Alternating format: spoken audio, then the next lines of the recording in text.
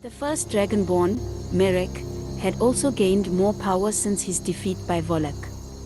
Upon learning of the last Dragonborn, he had sent out cultists with the orders to defeat the Dragonborn.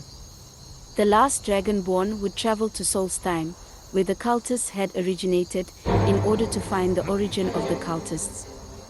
Here, they would discover that Merrick had corrupted the All-Maker stones in order to increase his power for his planned return. During their quest to stop Merrick held the power to transport to the last Dragonborn every time they slew a dragon, and steal the dragon's soul before the last Dragonborn could absorb it. With the aid of Hermias Mora, the last Dragonborn would learn the necessary powers required to defeat Merrick, primarily the Bend will shout. The last Dragonborn would travel to Apocrypha one last time to face Merrick in combat.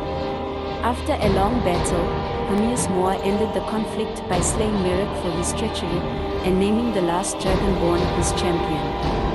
This was because Hermias Mora did not desire Merrick to be set free from his direct control, and instead wanted a more loyal servant. During the events of the quest, if no one escapes Sidnamine, the Dragonborn can choose to remark on whether they have a family or not.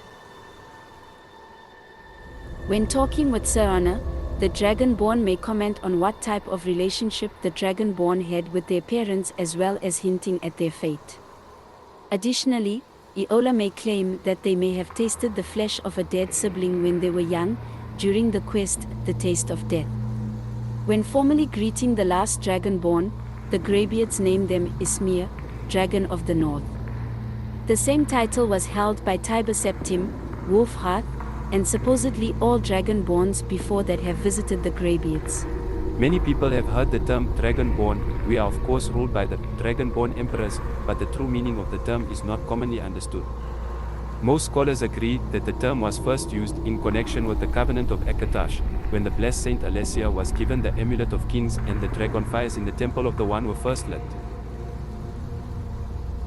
Akatosh, looking with pity upon the plight of men, drew precious blood from his own heart, and blessed Saint Alessia with this blood of dragons, and made a covenant that so long as Alessia's generations were true to the dragon blood, Akatosh would endeavor to seal tight the gates of oblivion, and to deny the armies of Daedra and undead to their enemies, the Daedra-loving Aliots. Those blessed by Akatosh with the dragon blood became known more simply as Dragonborn. The connection with the rulers of the empire was thus there from the beginning. Only those of the dragon blood were able to wear the Amulet of Kings and light the dragonfires. All the legitimate rulers of the empire have been Dragonborn. The emperors and empresses of the first Cyrodiilic Empire founded by Alessia, Riemann Cyrodiil and his heirs, and of course Tiber Septim and his heirs, down to our current emperor, His Majesty Pelagius Septim IV.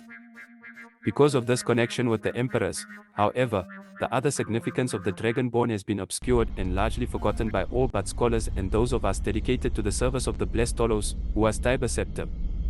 Very few realize that being Dragonborn is not a simple matter of heredity, being the blessing of Akatosh himself. It is beyond our understanding exactly how and why it is bestowed. Those who become emperor and light the dragonfires are surely Dragonborn. The proof is in the wearing of the amulet and the lighting of the fires. But were they Dragonborn and thus able to do these things, or was the doing the sign of the blessing of Akatosh descending upon them? All that we can say is that it is both, and neither, a divine mystery.